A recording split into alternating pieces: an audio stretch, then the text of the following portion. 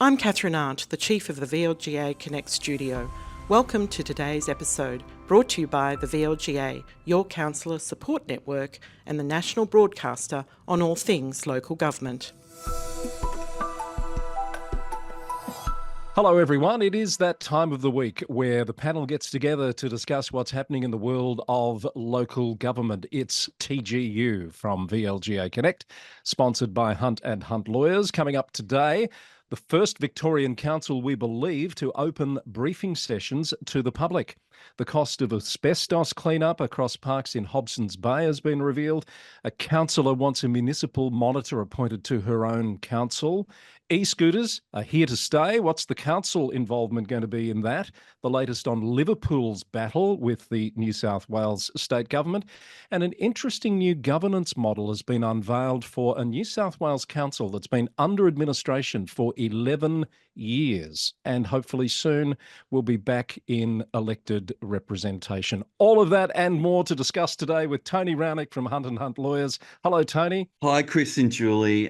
Good to see you all. And back in Melbourne after a few days on the road, running some really good fun prospective councillor programs in regional Vic, and great to meet so many eager, community-minded people thinking of throwing their hat in the ring and being the change they want and all those sorts of things. It was really That sounds really positive. Were you encouraged by the people that were coming out, Tony? Really was, particularly lots of people who were saying, I'm not running on, just one issue or two issues. I'm actually just interested in supporting the community, being involved, and giving something back. And they're really the people that we want, who I think are more successful and more happy in local government because they're not there to fix one or two things for themselves or their family. They're there, for the long haul for the community and get a real vibe out of providing that support. Good to hear. Sounds really positive. And Julie Reid is with us from Julie A. Reid and Associates. Hello, Julie. Hi, Chris. Hi, Tony. How are you? Are you well? We're going well. Well, I'm going well. I can't speak for Tony, but it sounds like he's been racking up some miles, so he might be a tad tired. I don't know. But Julie, what's your week been like? Oh, look, it's been busy again as well, Chris, and I've been doing a little bit of election training this week, which has been great and nice and local. So, but also I'm excited. I've just moved into a new office, so I'm in a co-working space in a new office, hopefully reliable internet and I don't know whether Tony and I can handle this, so we won't have the obligatory freeze at some point during the show where we've got to cover for Julie's absence of 60 seconds or so. That'll be nice. Oh, I hope not. But a new life for me outside of working from home, which is exciting for me, and excellent. And a new phase in my business, which you'll be hearing about a little bit later. So look, yeah, it's been a great week again, and it's great to connect with people in local government. And I also connected with some lovely people at an LG Pro event last night. They always do a lovely event. It's part of the mentoring program that they've been running. And it was great to see quite a number of CEOs, mentors and mentees that have graduated from this executive leadership program, which is a fantastic program. Terrific. Yes, they do great work. Some of my favourite people in the world there at LG Pro. They're a terrific team. And of course, those XLP and emerging leaders programs have been feeding great people into the leadership ranks around the sector for a long time. Long may that continue. Also today, Rhys Thomas will join me with some very interesting trivia linked to local government and the Olympics that I'll bet most of you, if not all of you, have no idea about. I certainly didn't. And it's 3 months to the elections in October. So a bit of advice too from Rhys, particularly if you're mounting a campaign as a candidate. But I think the big story this week, and I'll start with you, Tony, is Mornington Peninsula Shire has resolved to open their briefing sessions to the public online. So as I understand it, how this will work and the details have yet to be ironed out. The briefing sessions that have been held behind closed doors privately will be broadcast via a live stream. I don't think there'll be public participation in that, but it will certainly expose the conversations, the discussions that the council has about issues before they reach a decision-making stage. Is that how you understand it, Tony? Yeah, that's the tenor of the resolution passed on Wednesday night. Not a unanimous resolution, but certainly a resolution passed by council. Agenda item was consideration of the public transparency policy review, and following on from a notice of motion, a councillor, David Gill, had filed about 6 months before. David followed up with some amendments to that agenda item resolution, and ultimately councillors, as you say, voted to open all council or briefing sessions to the public online. The CEO, John Baker, was, stressed that this would require some thinking from the executive in terms of working up some policy work on how that would be implemented, and that would take a little bit of time. I'll refrain from, again, giving a personal opinion on whether I think this is a good idea or not, because the council have actually asked me that evening whether I give some advice on the legalities of it, and I've done some of that, and I'll let them sort of digest that advice. But I think that there are some real issues raised here, or some considerations raised, and the first one being, do councillors actually have the authority and the power to determine how those council or briefings are delivered? So we know that, and Julie, former CEO, Chris, a former CEO, you know that under the Act, the CEO has responsibility to provide advice to councillors to help them perform that representative role, advise them on their obligations under legislation. CEO is also responsible for managing staff, council staff, and councillor interactions, and of course those OH&S obligations too, in terms of providing a safe working place for staff. So there's a question as to whether, of course, in the performance of that responsibility, advising councillors, giving them advice, whether that's the CEO's role to decide how that occurs in the format, or whether councillors can, determine what that forum looks like. Because, of course, Section 124 says councillors can't direct the CEO or a council staff member in the performance of their statutory responsibilities. So I think it is a first in the sector, and perhaps for good reason, given the Local Government Act isn't explicit about council or briefings, and certainly some of those difficulties where, in terms of the responsibility matrix between CEO and councillors. Interesting angle there, Tony. Playing devil's advocate here, there's also there's a fairly broad power for the council to make decisions that are legally binding on, how it goes about its functions. Isn't there that you might call upon to say, well, just because the Act doesn't envisage this, the council would have some scope for determining that process? Yeah, there's absolutely an argument in favour of that. Some might say that for council staff to feel they're giving, able to give frank, candid advice, and without sort of fear for their, reputations and safety, that they might feel a need to deliver that advice in a more in a closed type forum. To be fair to the councillors who voted for this, it was clear in the debate that they did envisage there would be occasions where the briefings might be closed because they were to discuss, a commercial contract matter or some proceedings or that. But again, part of the difficulty is that the sections of the Local Government Act that deal with confidential information deal, explicitly with council meetings where councils to vote on a matter. Yeah. So it's not necessarily that easily transferable to a councillor briefing scenario. But I think the whole sector will watch this one in terms of how it plays out. And as I think you pointed out, Chris, unique in Victoria, but in other states of Australia, there are models like this. I think you've identified that in South Australia, it's a common situation. Yes, yeah, I have done some research on this week, and quite a lot of South Australian councils have their briefing sessions open to the public unless otherwise determined, and it'll be on the Right. grounds that you've just outlined about certain matters. I know Kiama Council in New South Wales conducted a trial back in 2022. Their website is silent on what happened with that trial, and there's no obvious sign of current briefing sessions being held that are open to the public there. So that may have not continued. I know a couple of Victorian councils at least have considered this and not gone through with it. Indigo was certainly one of those going back a year or so.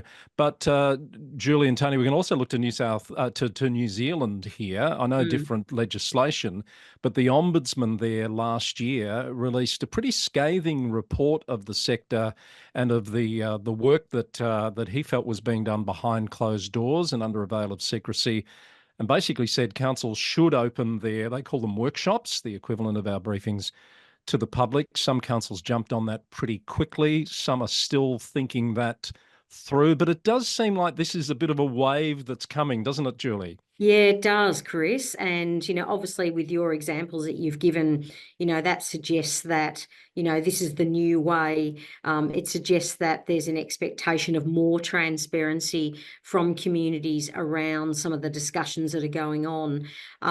Look, if you've still got the option to be able to, close a meeting because of confidentiality or whatever, then, that seems to me to be, reasonable. But yeah, I'm nervous. I'm nervous for the staff, as you say, around this because because of the the frank and fearless advice, etc.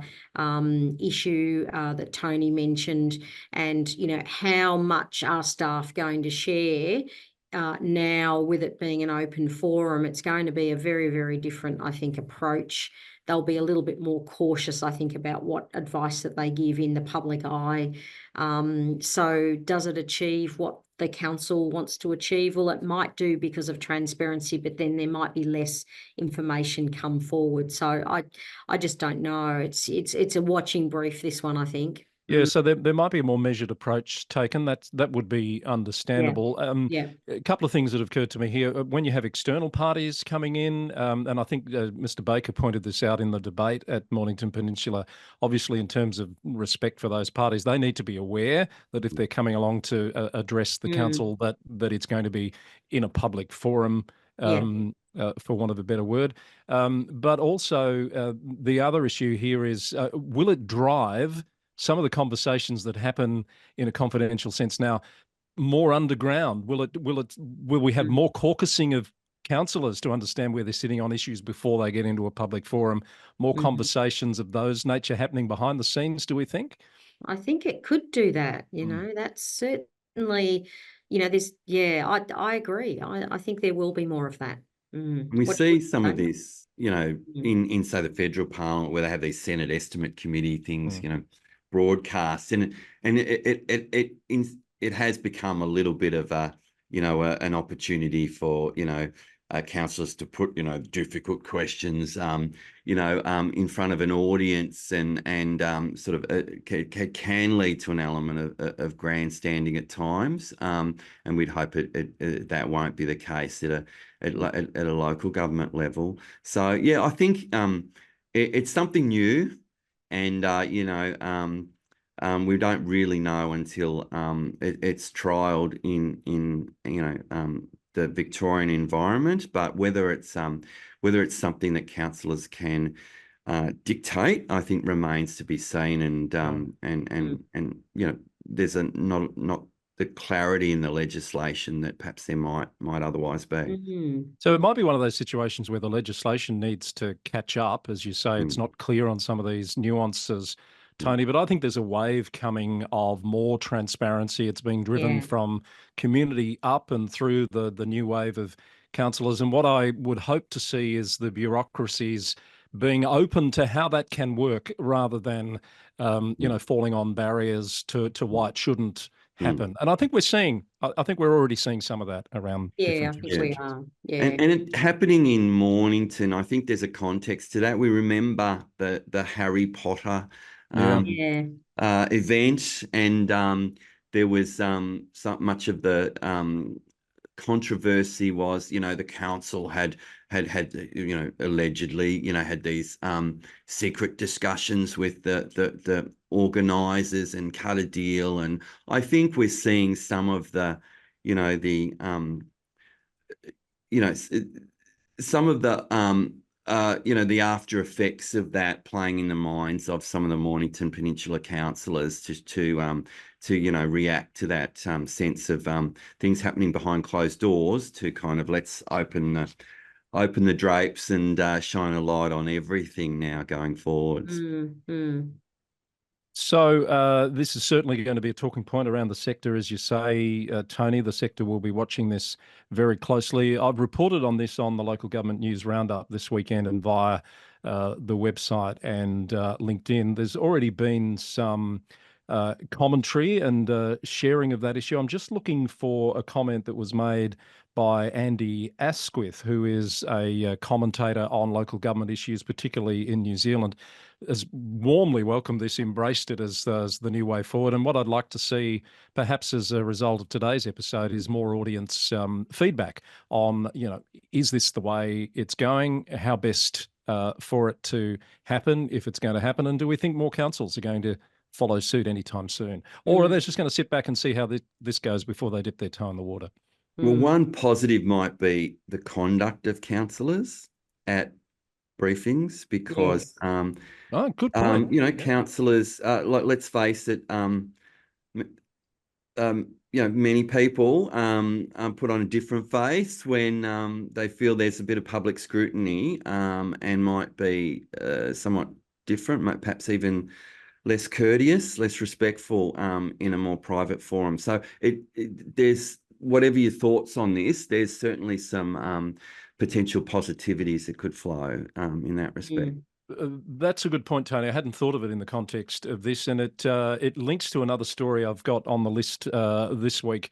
A councillor at Northern Grampians has publicly called for the appointment of a municipal monitor. This is Councillor Lauren Dempsey, who says that she's not attending briefings because she's described it as a psychologically unsafe and toxic environment. It's not the first case I've heard of where some councillors opt out of those briefing processes because of issues like this that they at least perceive, if not real.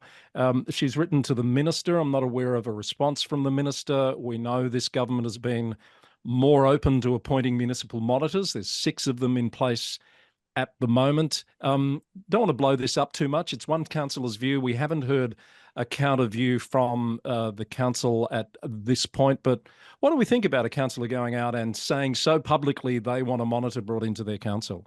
Look, it's happened. It's happened before. In fact, it happened many times before. I remember before I got elected to Nillumbik Shire, the Premier Jeff Kennett coming out and the sitting councillor standing up at a public meeting saying, "When are you going to sack us?" And he sort of looked ironically at her, and she said, "No, I'm serious."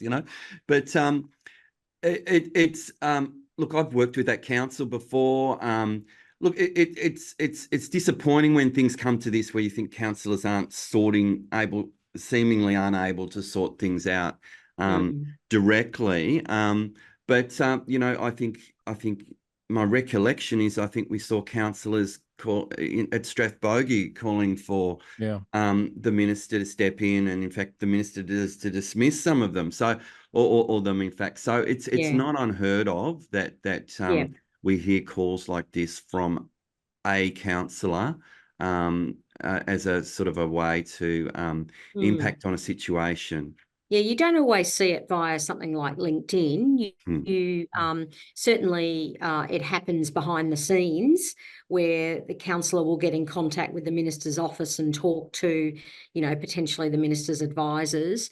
I think that also what she mentioned there was she believed that there were members of the community that were also calling for intervention by the minister as well. So she was sort of pointing out that she was not the only one, but there were others that were concerned about, the psychological safety of other councillors. I think we are seeing a trend of that, people coming out more and calling out those behaviours more, which isn't such a bad thing. Whether you do it on LinkedIn or not, I don't know. But the other thing is that some councillors have chosen to sort of move online rather than attend in person, and they feel a little bit more protected in that space of moving online and engaging with other councillors in that online space. So there's been a trend of that as well. I've seen, Chris and Tony.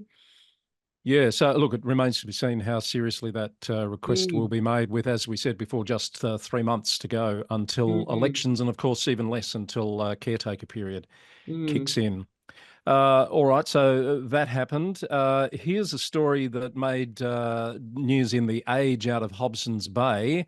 An internal memo that The Age has gotten hold of. I'm not going to speculate as to how that's happened, but it reveals that the costs of cleaning up those asbestos contamination issues across 11 parks in Hobsons Bay is going to be not the 200,000 that was perhaps first estimated, but over 500,000, a cost that would have to be borne by those ratepayers. That's a significant chunk of that council's budget. Yeah. Yeah, that's right, Chris. Now, I believe that The Age actually put in a freedom of information request to get hold of information. What they were a bit frustrated with is they weren't able to find out whether there was a link to any contractors that had placed the mulch there in the first place. So they were trying to get to the bottom of who potentially could have caused the problem.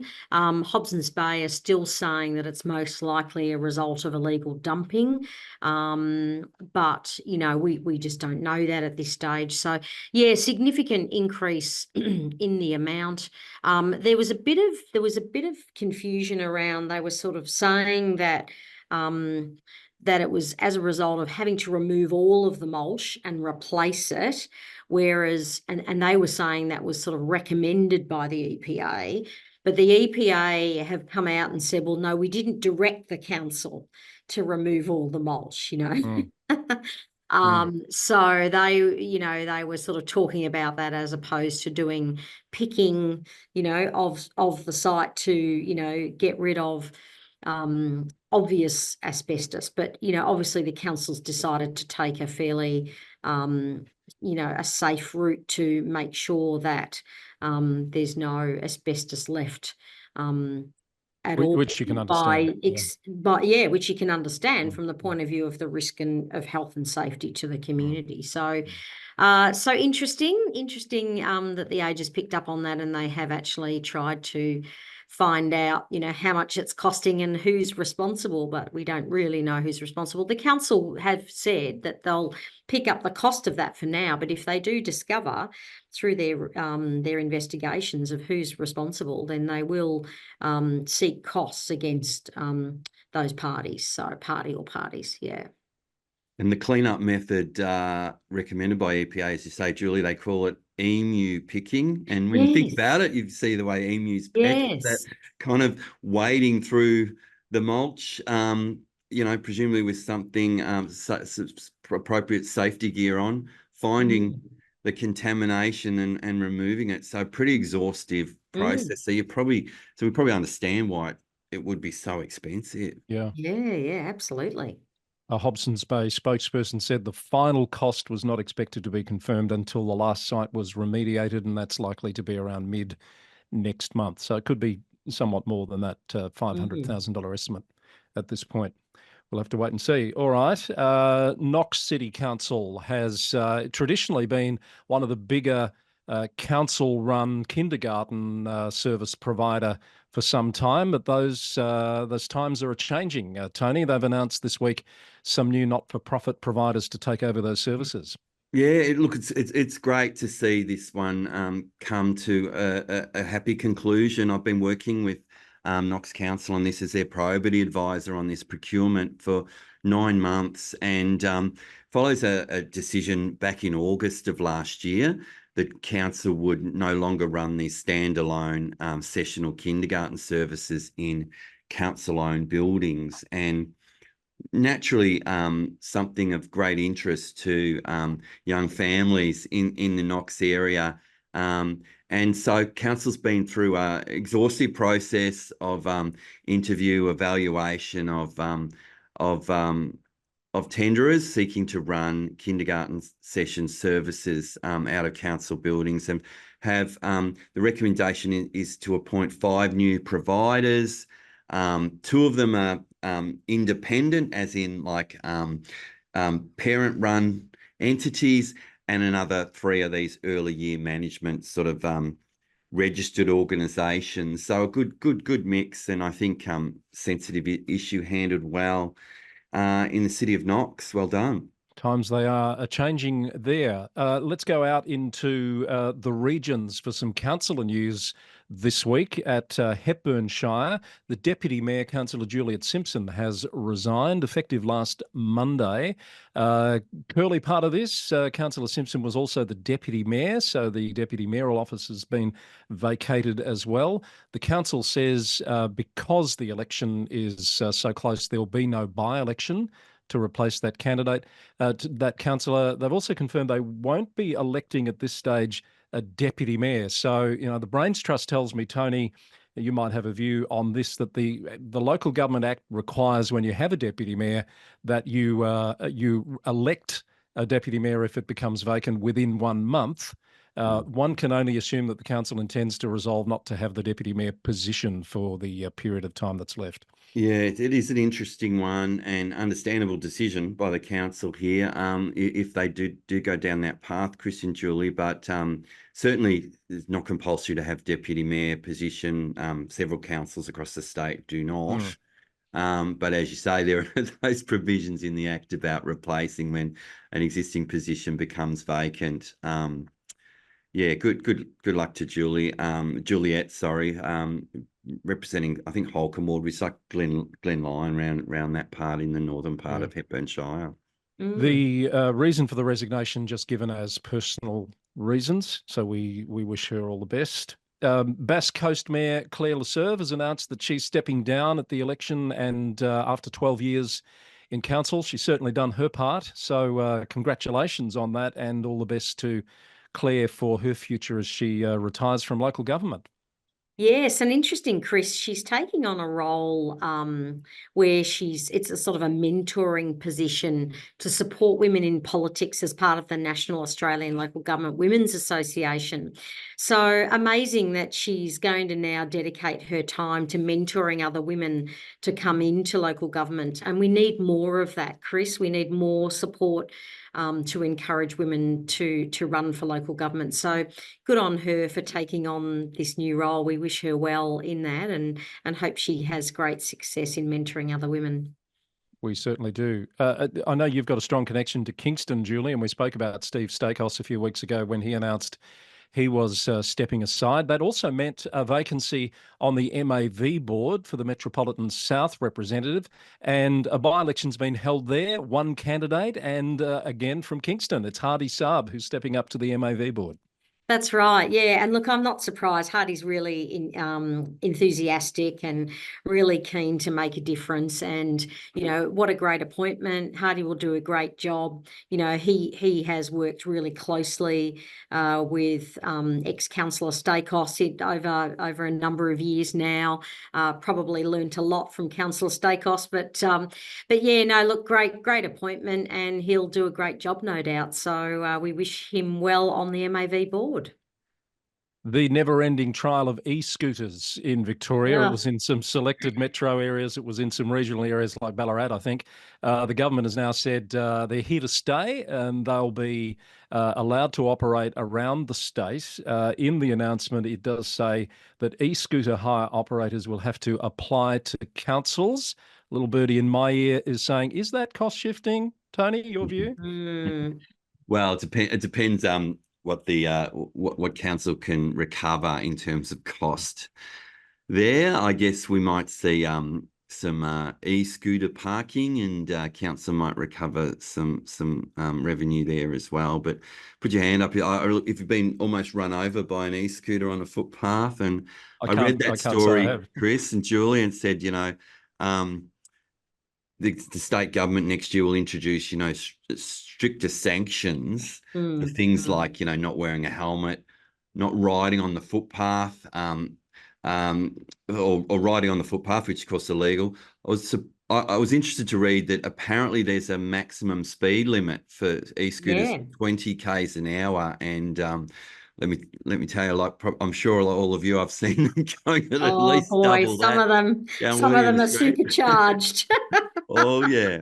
But the new tech, interestingly, to be mandated for e-scooters, which apparently has some sort of footpath detection, like can tell through sat nav or something that it's it's being driven on a footpath, and whether that might shut down the vehicle after a period of time, or whether that might at least sort of send some annoying beeping noise, like if you don't shut your door or put your seatbelt on in a vehicle. Something of that nature might be interesting. But yeah, it remains to be seen the extent local government will be involved now in policing Yeah. these vehicles. But one would think, at least in relation to, say, things like parking, they'll play a role.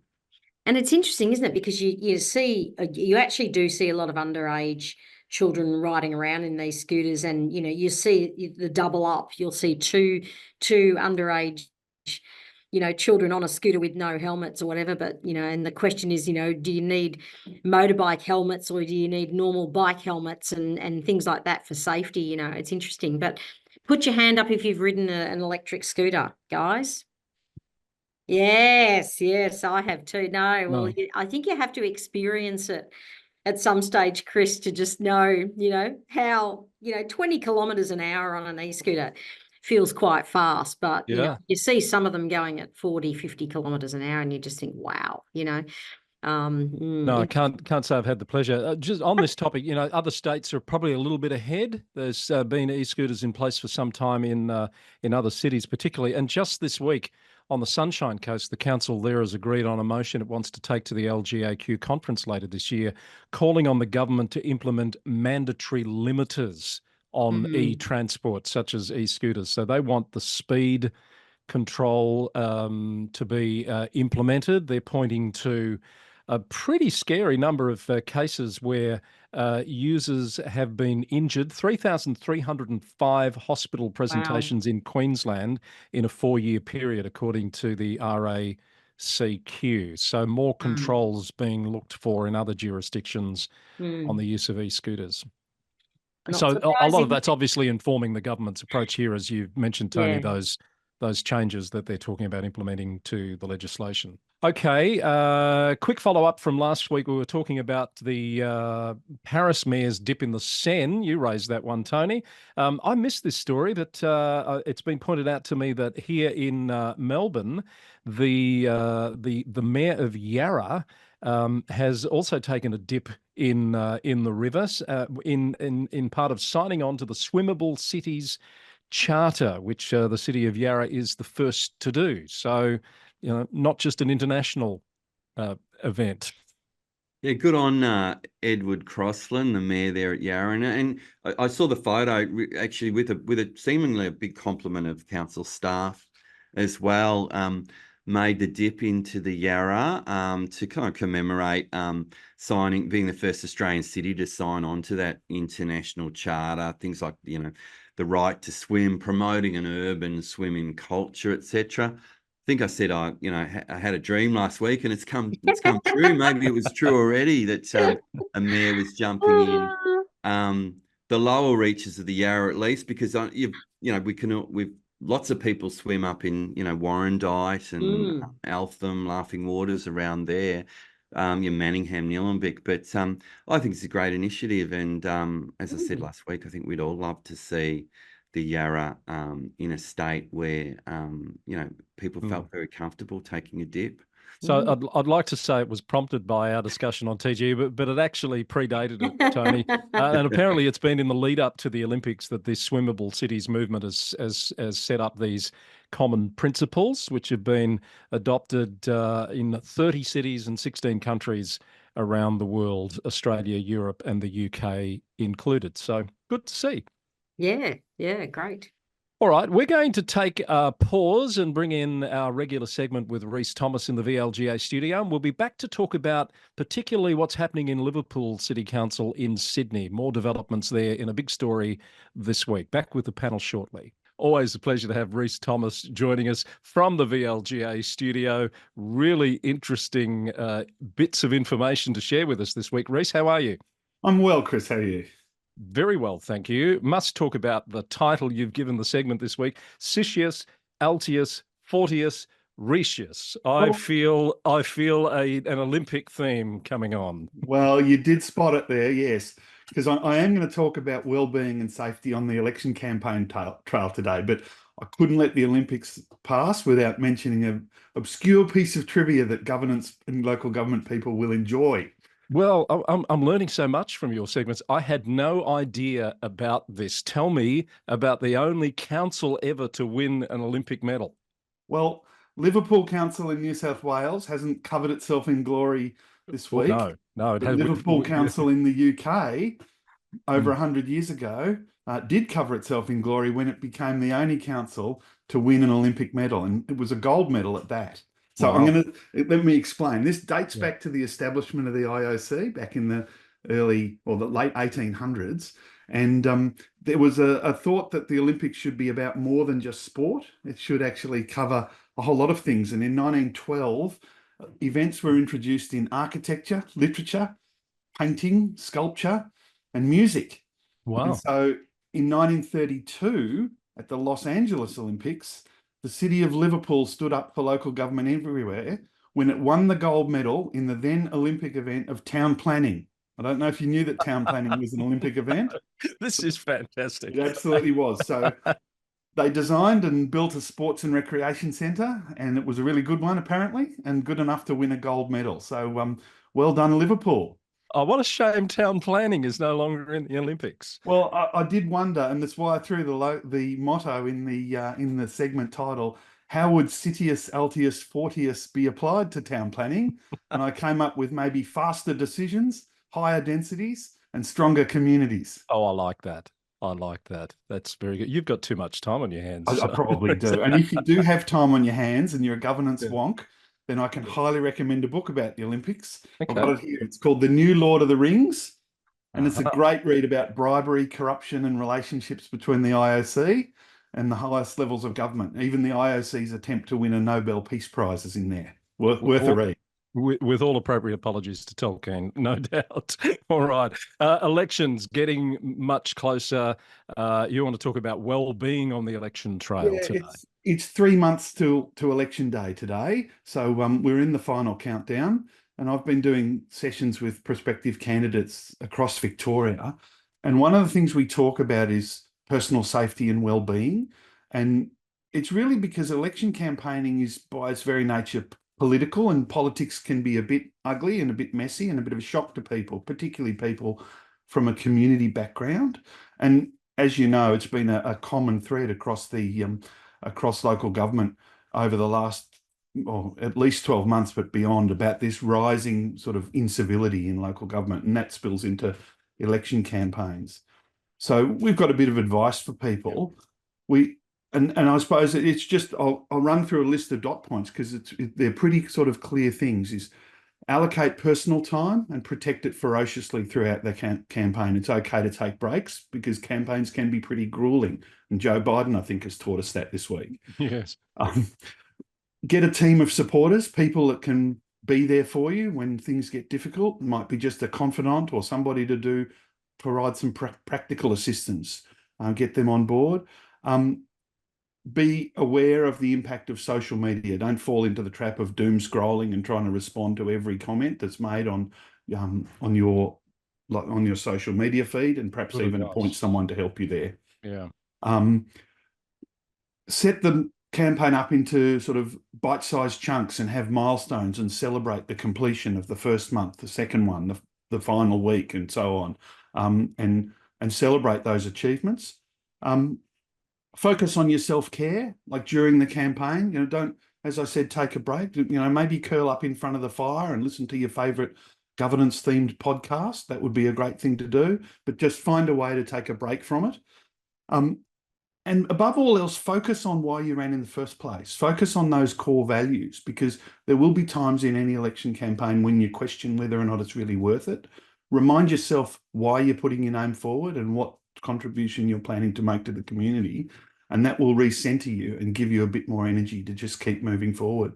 So they're kind of our tips.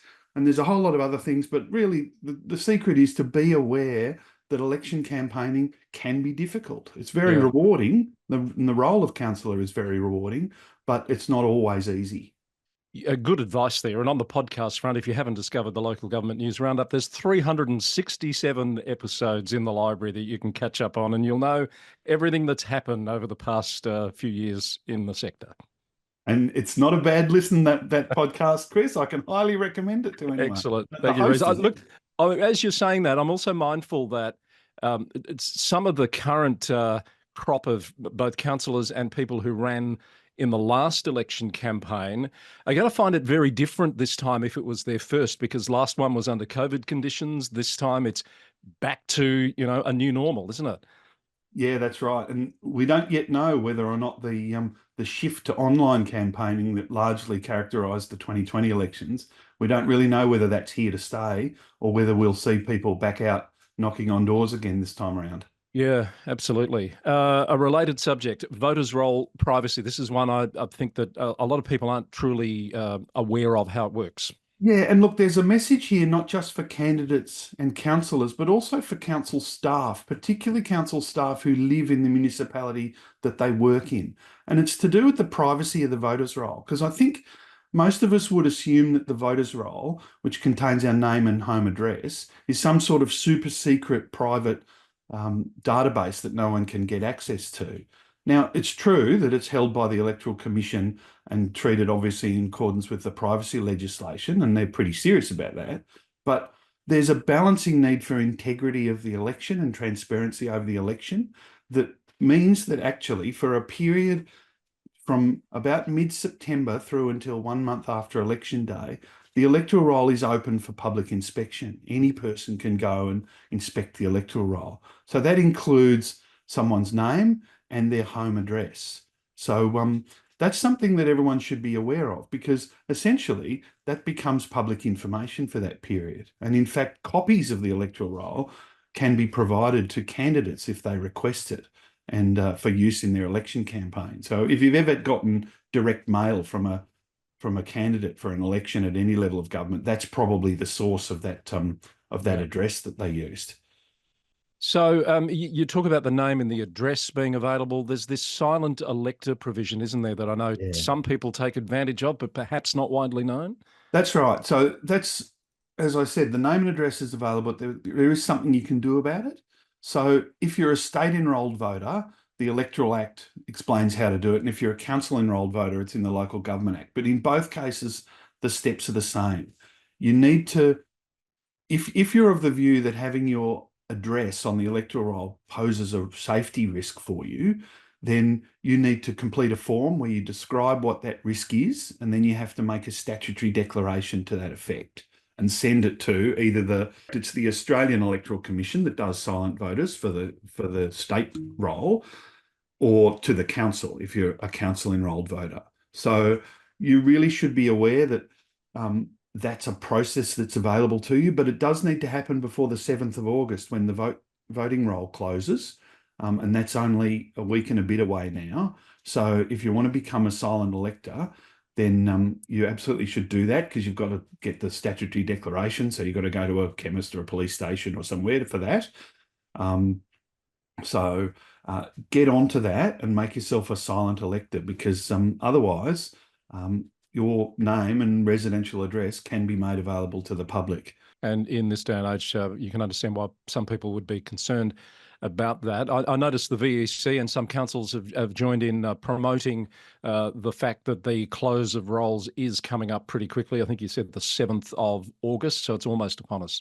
That's right. And from what I understand, councils now are starting to receive a bit of a flurry of enrolments, not a huge number, but it seems that the message about the need for council enrolled voters to re-enroll at each election, so that's primarily those absentee landowners that I've talked about in a previous podcast, they're enrolling now, and councils are geared up to be processing that so they can get it off to the VEC straight after that 7th of August deadline.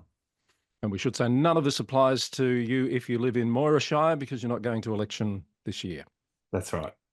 Rhys, thank you. Interesting as always. You mentioned Liverpool in the UK. We're going to go back to the panel shortly, and we'll catch up with what's happening with Liverpool in Sydney. Big story playing out in local government circles there this week. But good to see you, and we'll catch up with you again next week. Thanks, Chris. Gosh, we always learn something from Rhys. Julie, I could just see your eyes popping out of your head. Oh, An I Olympic know. medal for town planning. I'm so excited, Chris. I didn't think that was ever possible, and now I've got hope for the future for the Olympics. But anyway, there you go. Well, I don't know. It's been over 100 years since that happened, so don't hold well, your breath, things Julie. come round in circles, though, don't they, Chris? Things always do. come back, and so Chris. I've got hope for town planners, to run in the Olympics. So yeah. Anyway, I'm thinking of Bruce McAvaney's commentary.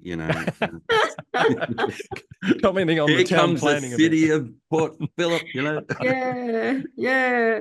They've processed planning applications in less than 60 days. Yeah, that's right. Come on now, you're having too much fun. Let's get back. Let's get back to work. Liverpool. All eyes on Liverpool in New South Wales, in Sydney, not the one in the UK.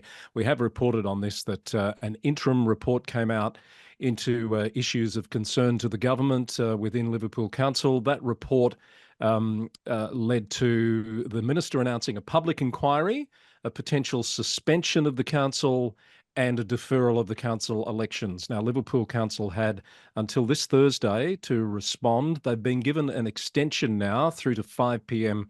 next Wednesday, and that's all in relation to a legal case or an injunction that the council is seeking against the minister and the government taking any further action in relation to that report. I see the ministers confirm that the report has been taken offline while these proceedings are on foot.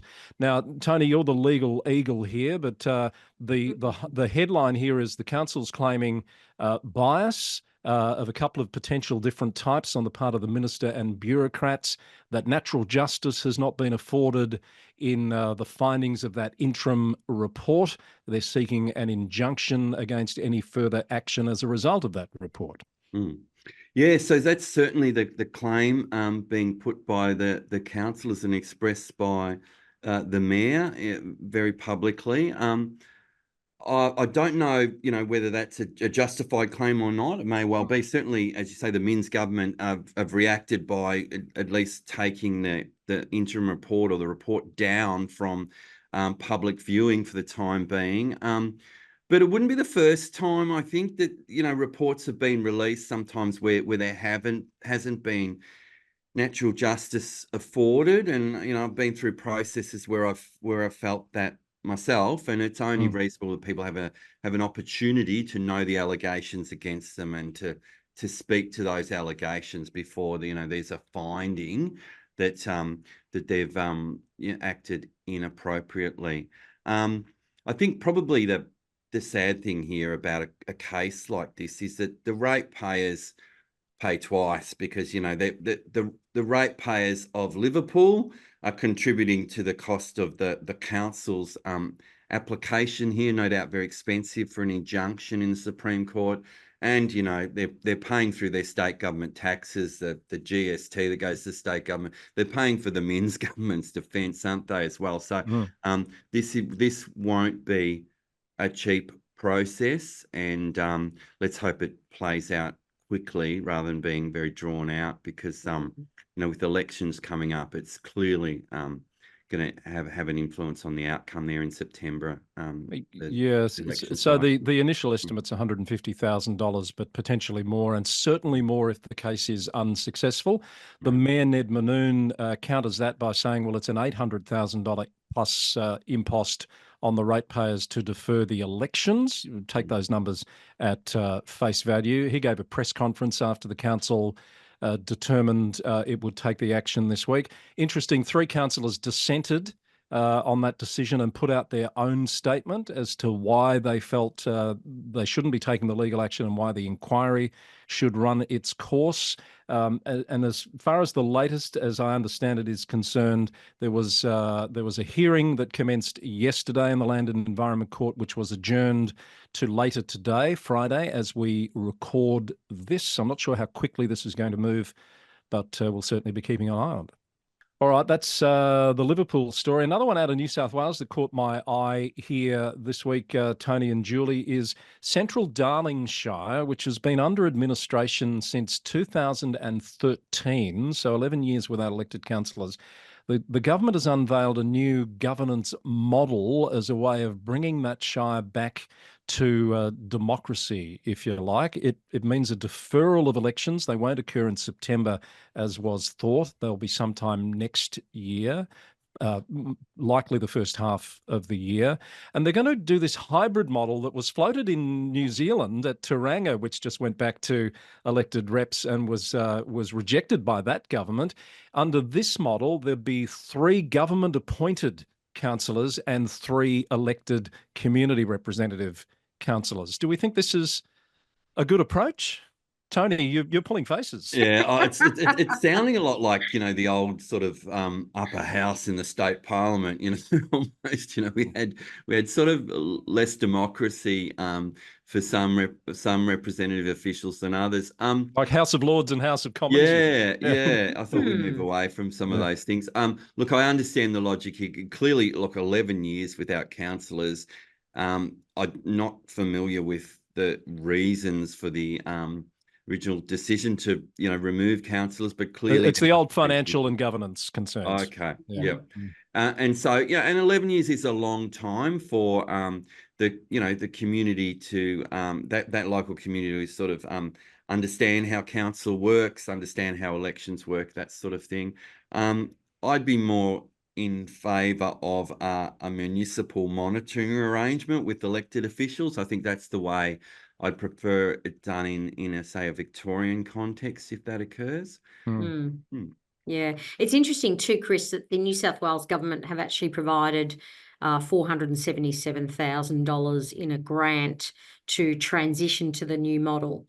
So, which is good in the sense that there would be some fair amounts of costs associated with, something like that. So it's good that they've sort of made that decision, but also backed it up with financial support, which obviously the council does need. It's interesting that they've badged it as a rural and remote council. So, which is interesting model, isn't it? It'll be one to keep an eye on, and we will do so with great interest to see how that works. Here's one out of Western Australia. I thought you might like this, Julie. The City of South Perth produces a council magazine, and traditionally it's featured councillors with their photos and profiles and messages, etc. It came to light in the council chamber recently. This is, did I say the City of South Perth, where a councillor asked what's happened to our pictures in the council magazine. An executive who, might be a career-limiting move said they'd been removed in a bid to be more engaging. Yeah, they want the magazine to be more engaging for the local community.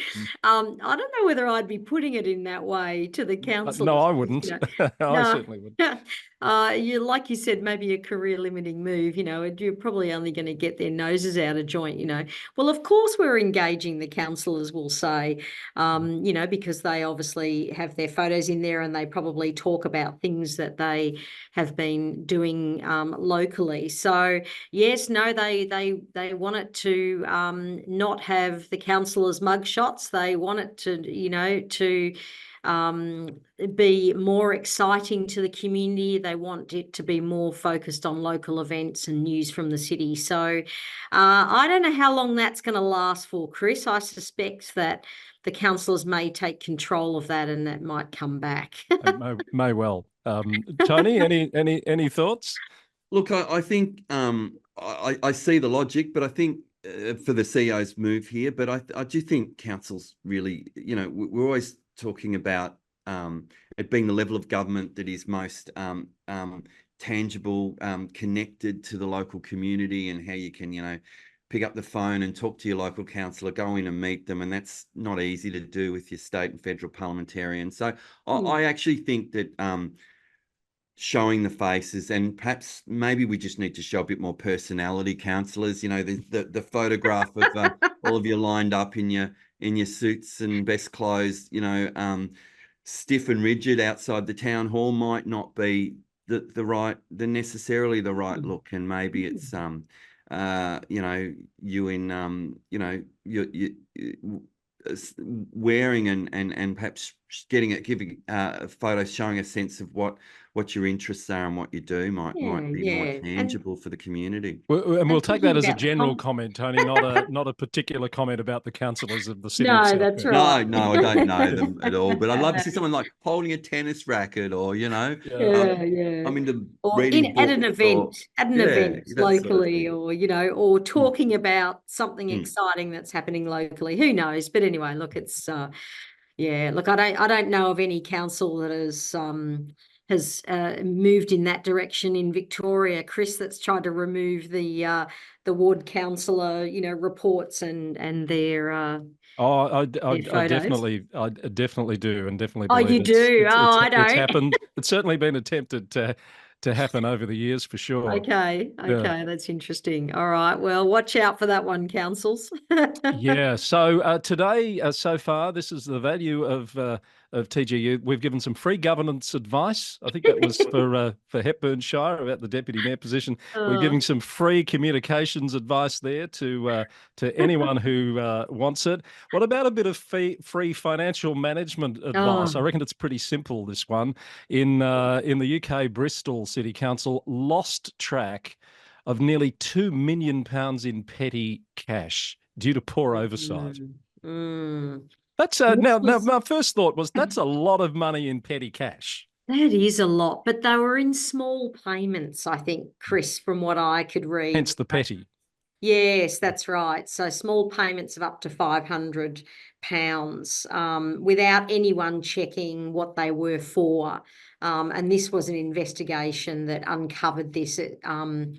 It was, you know, internal audit that unearthed these weaknesses, I suppose, in this system of no central record and no follow-up checks, particularly on emergency payments. But the you know, the council have said they're going to take immediate action to review all petty cash sources and reduce the number of non-essential accounts. So they're taking action to address it immediately, which is good. But yeah, it's a cautionary tale. It's a cautionary tale. This day and age, you know, you need to have those checks and balances in place. Yeah, and particularly a big council like Bristol. We're not talking about a rural and remote community that may not have, you know, the sophisticated, you know, systems that they would have at Bristol. So interesting. Oh, I'm just thinking about, you know, when we used to put coins in the parking meters, and, you know, the council staff would be coming back, presumably, to town hall with, you know, a big bundle of coins. I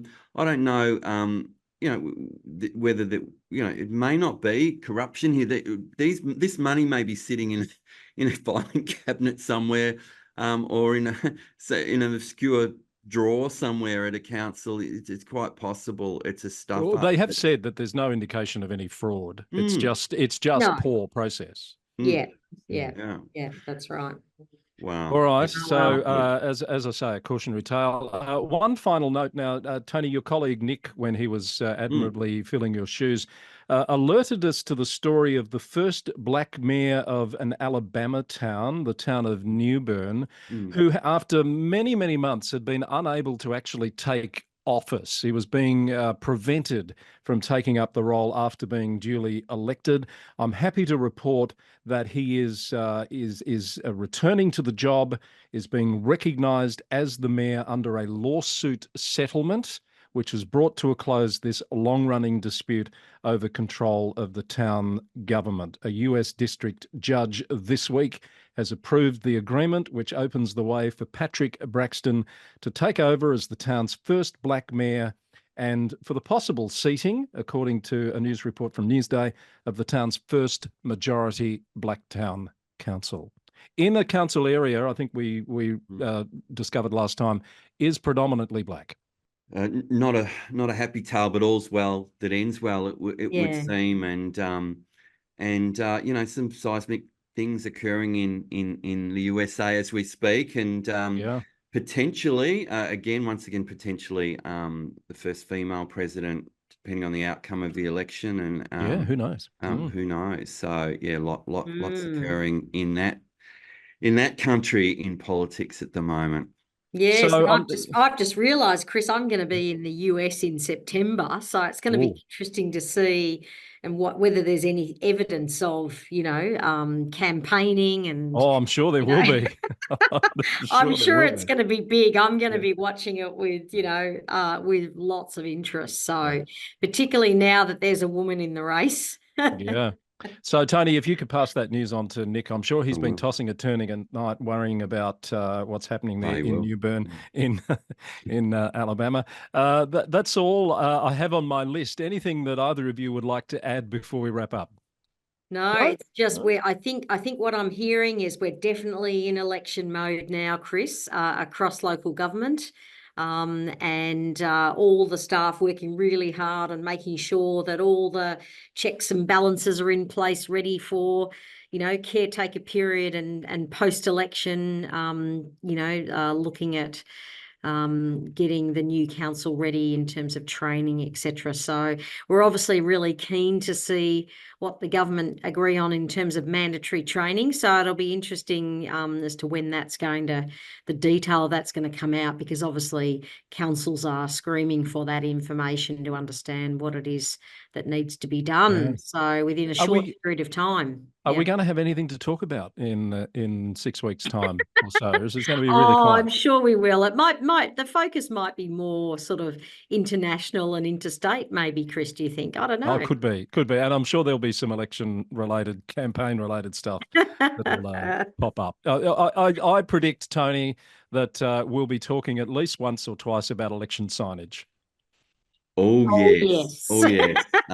Yeah, that was something that featured in some of those candidate discussions. Be careful where you put your signage, and probably we'll see maybe some lateral signs too. But make sure you authorise them, councillors or candidates, or they won't be. Although they won't be, they'll be pulled down. And check out your local laws about, you know, public land. Yeah. I'm interested in the City of Melbourne Lord Mayor election. I think we're going to see potentially a couple of celebrity type candidates, known maybe a individuals. footballer.